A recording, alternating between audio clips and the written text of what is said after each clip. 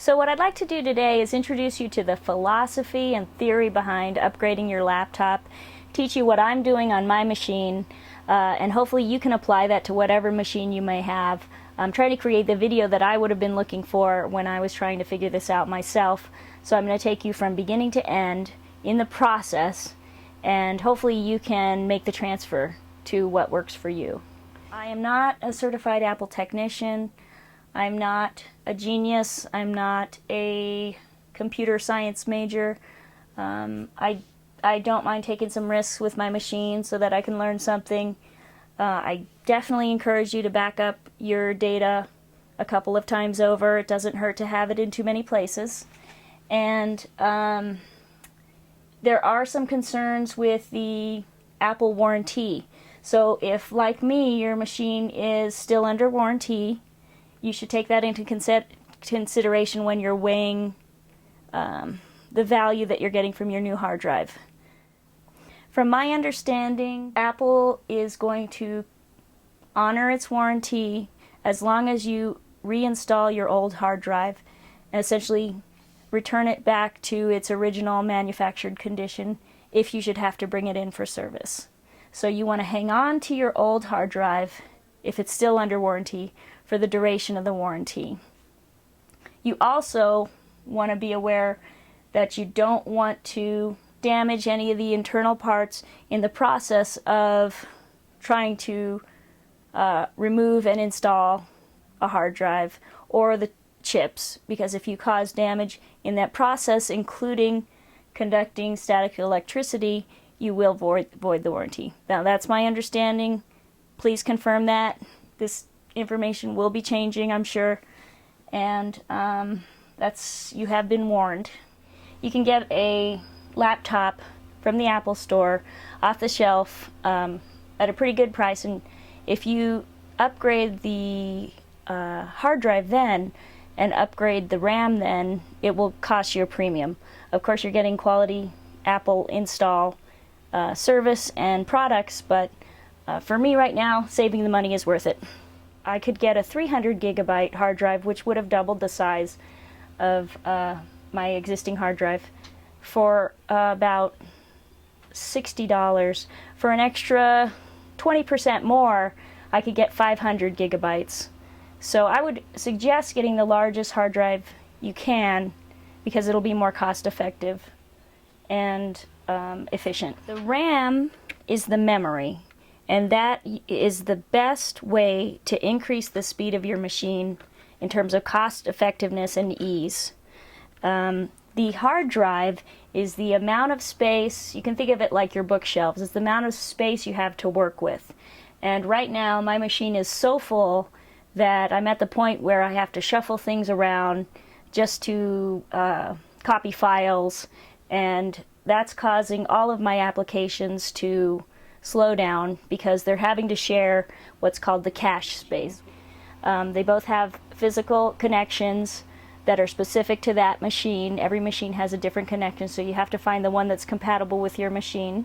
The general process for the hard drive will be taking the new external hard drive, connecting it up to my existing machine, transferring all of the information onto the new hard drive so that it's an exact replica of my existing machine. Then we'll physically install the hard drive into the new machine and turn it on. And in theory, it should come up and look just like our old hard drive, except have a lot more room on it. So, what are we looking for? The first thing, if you're going to look for a RAM upgrade, is to find out with your laptop model what your maximum capacity RAM space is. My machine came with 2 gigabytes of memory. It can take up to 8 gigabytes of memory.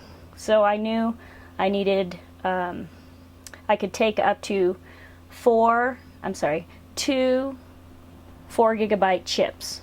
They come in pairs, and they typically, on most machines, need to be matched. So I could get two 4 gigabyte chips or two 2 gigabyte chips. And I just went with two 2 gigabyte chips this time. It'll be doubling my current RAM, and it'll give me a huge speed gain for about half the price of what I would have paid for the to 4 gigabyte chips. What you're looking for is, if you go into your system profiler, you can look at your current RAM and it'll show you the type and the amount. And you can see I have two 1 gigabyte chips and they're DDR3. So now I know what I'm looking for. I can go to your online retailers and search for that kind of chip, make sure it's Mac compatible, and you can start doing your pricing comparisons. You'll also see it listed as 1066. It's actually 1066 point something, and the system automatically rounds up to 1067. If you're looking it up online, it will probably be listed as 1066. So with the hard drive, what you're looking for, again, you're going to go into your system profiler and you're going to locate your existing hard drive. In my case, it's a serial ATA or SATA. I can look at my existing one and see I have 150 gigabytes, and I also know it's an SATA connection. So that's a good place to start with my research on compatible hard drives. You want to make sure when you're doing your online search that you include as much information about your model to make sure the connections are going to be compatible. So I typed in Macbook Pro SATA hard drive and started doing my price comparisons from there. So I got the biggest hard drive I could for my machine and the fastest RPM I could for my machine. And that just takes research. It's really different for each machine. But once you start doing the price comparison for the type of connection you have, like SATA, and the RPM, and the size of the hard drive, and your laptop model number, if you cross-reference all those four components, you'll quickly be able to narrow in on some name brands and ideal model numbers that are compatible with your machine. Alright, it's time to transfer the data from our old machine to our new hard drive. I've got my new hard drive here. It arrived in this anti-static bag, which are handy to keep around after you're done with it, so don't dispose of that. I want to make sure I'm discharging static electricity as I go along, so just go ahead and keep a piece of metal around that you can touch, especially now in the winter when all those extra electrons are floating around. I told my brother what I was planning on doing, and he loaned me this really excellent device which is going to make my job a lot easier. It is a IDE SATA to USB 2.0 adapter. I highly recommend this. This cuts out of several steps and just assures you a smooth process. This is my SATA drive. I can figure that out because it's the only one that matches there. It comes with this cable. I'm just going to hook one end into my adapter and one end into my hard drive. It only fits one way in one spot. The other end is a USB. That'll go into my machine, but I'm going to hold off on connecting that until I assemble the whole thing. For this particular adapter, there's a on-off safety switch. It says to keep it in the off position to make sure the hard drive isn't getting any power until we're fully assembled. Okay, I've got it fully plugged in, USB to the hard drive to the power adapter. The power adapter is going into my surge protector now. And now I'll go ahead and turn the on switch. That should allow my laptop to recognize it. Now in the case that it is a raw drive, which it probably will be, it will ask you if you want to go ahead and initialize this disk.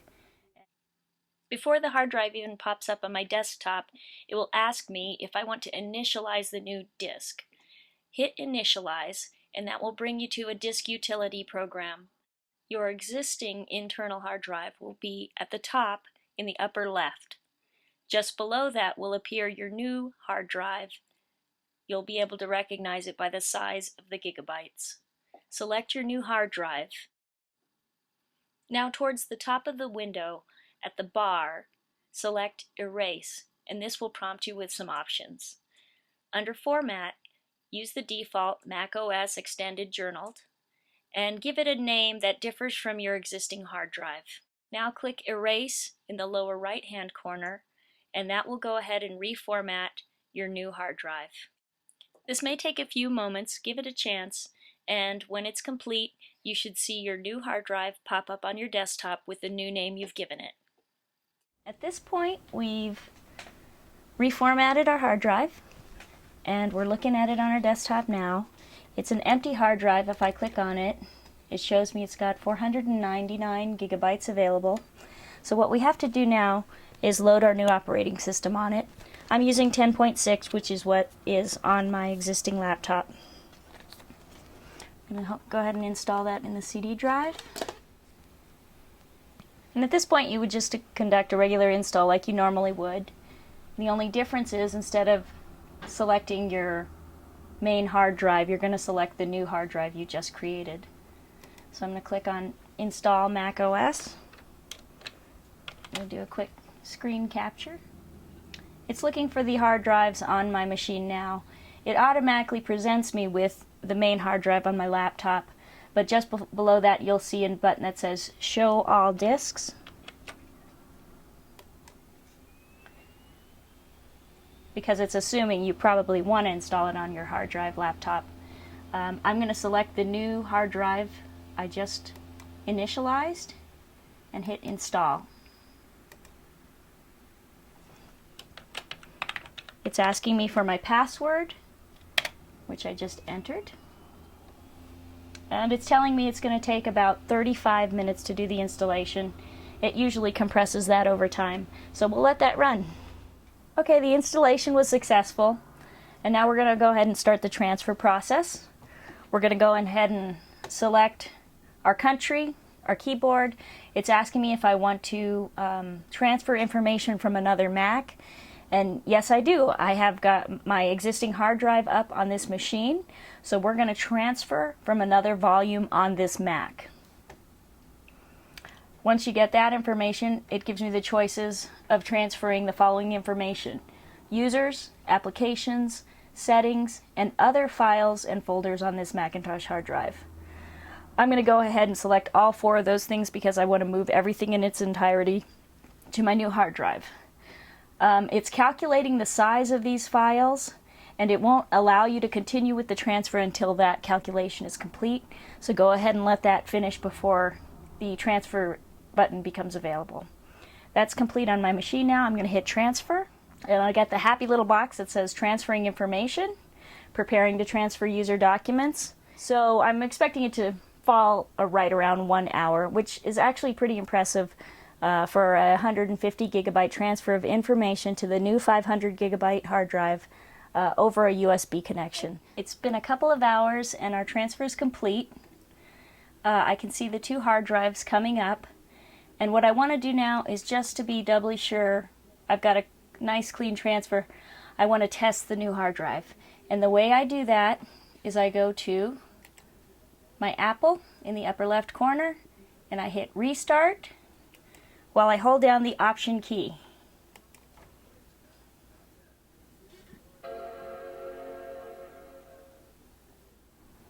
Okay, it's giving me two options. It's giving me my old hard drive, which was named Macintosh hard drive, and my new hard drive, which is named Gadgetronica. So I go ahead and select Gadgetronica and then hit the arrow key. And up pops my old desktop on my new hard drive. So it looks great. It's starting up. I could test some apps, but I'm feeling pretty confident here. So I'm going to go ahead and shut down at this point. And we're going to get ready for the physical install of the hard drive. I want to be sure and remove my Mac OS disk before I shut down. You don't want it stuck in there when you are doing the install. The machine is shut down now. I'm going to go ahead and disconnect everything and prepare the area.